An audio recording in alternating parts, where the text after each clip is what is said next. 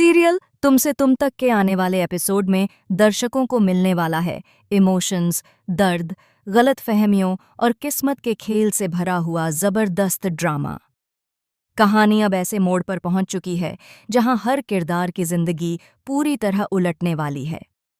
अनु का दिल उस वक्त पूरी तरह टूट जाता है जब उसे आर्यवर्धन के मुंह से यह सच्चाई पता चलती है कि उसकी पत्नी का नाम राजनंदिनी है।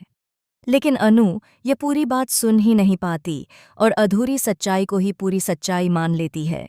उसे लगता है कि आर्यवर्धन ने न सिर्फ उसे धोखा दिया है बल्कि अपनी पत्नी को भी धोखा दे रहा है।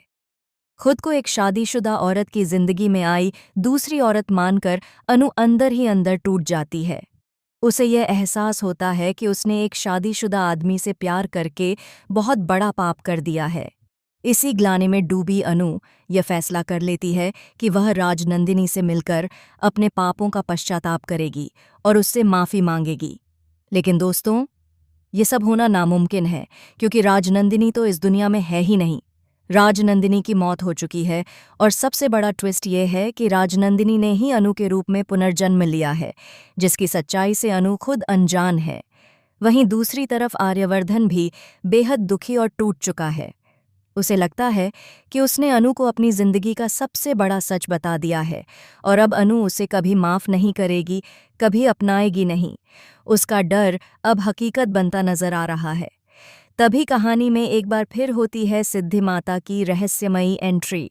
सिद्धि माता अनु से कहती हैं कि जिसे वह धोखा समझ रही है वह धोखा नहीं बल्कि उसके जीवन की नई शुरुआत है। अनु जो सोच रही है वह पूरी सच्चाई नहीं है और असली सच अभी सामने आना बाकी है। इतना कहकर सिद्धि माता वहां से चली जाती हैं, लेकिन अनु के मन में सवालों का तूफान छोड़ जाती हैं। इसके बाद आता है सबसे इमोशनल सीन जब अनु आर्यवर्धन के घर पहुंचती है और गायत्री माँ से सीधा सवाल कर देती है कि वह आर्यवर्धन की पत्नी राजनंदिनी से मिलना चाहती है। यह सुनते ही गायत्री माँ को गहरा सदमा लगता है और वह वहीं बेहोश हो जाती हैं। होश में आने के बाद गायत्री माँ जो सच बताती हैं वह अनु की सोच पूरी तरह बदल देता है। गायत्री माँ बताती हैं कि आर्यवर्धन की पत्नी राजनंदिनी की तो कब की मौत हो चुकी है। यह सुनकर अनु को जबरदस्त झटका लगता है। उसे एहसास होता है कि वह आर्यवर्धन के बारे में कितना गलत सोच रही थी। मन ही मन वह आर्यवर्धन पर दया खाने लगती है और समझ जाती है कि वह तो वैसे ही अकेला है, उसकी पत्नी अब इस दुनिया में नहीं है।